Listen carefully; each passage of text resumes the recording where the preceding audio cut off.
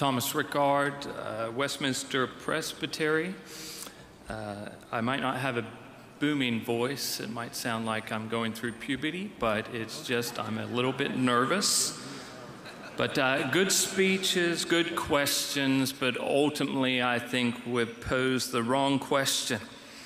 The true question is, can we do what God can do and Him alone? Can we trust our own ability to do what God has promised He would do already? Can atheists tell the truth? A good philosophical question, but more to the point, can we judge it? And can we judge them?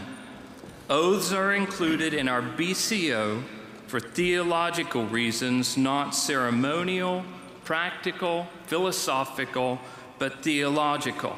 Not to be able to charge someone with perjury.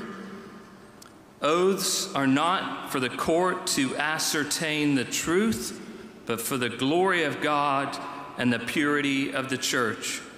Truth is an important part of the process, but not the goal of the process. This is the only time in our BCO, in our Constitution, besides the SJC, when they take oaths, that we are requiring oaths to be made. And almost every single branch that has sprung from the Reformed Presbyterian tree requires oaths. Even as the ARP was mentioned before, they require an oath and affirmation.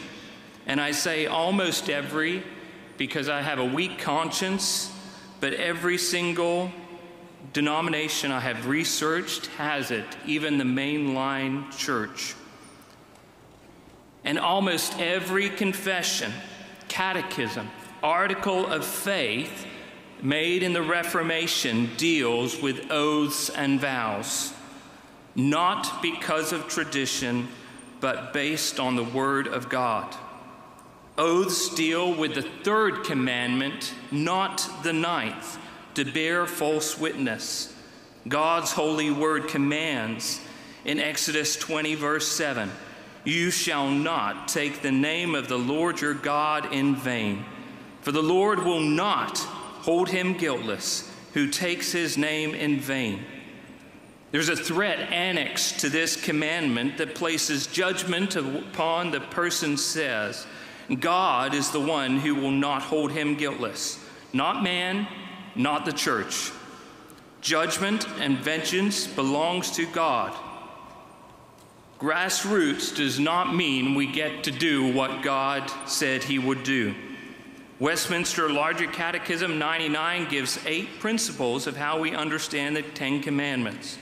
One speaks of opposites. Where a commandment is forbid something, the opposite is required. But also when the commandment threatens something, the opposite is also promised. Not only will God not judge the guilty, but he will vindicate the innocent.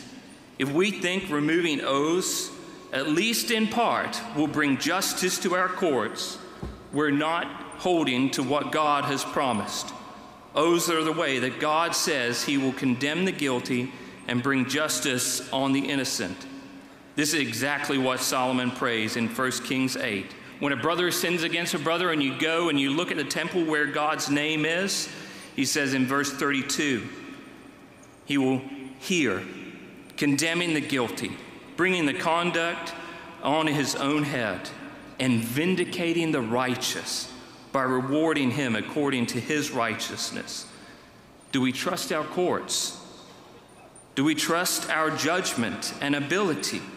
We have oaths because God is the only one who is able truly to judge what is testified in the court as a witness. What is said, how is it said, the emphasis, the motives, and God is the one who has promised he would bring justice. This overture, the Minority Report, seeks to be able to take, at least in part, the ability that something God can only do.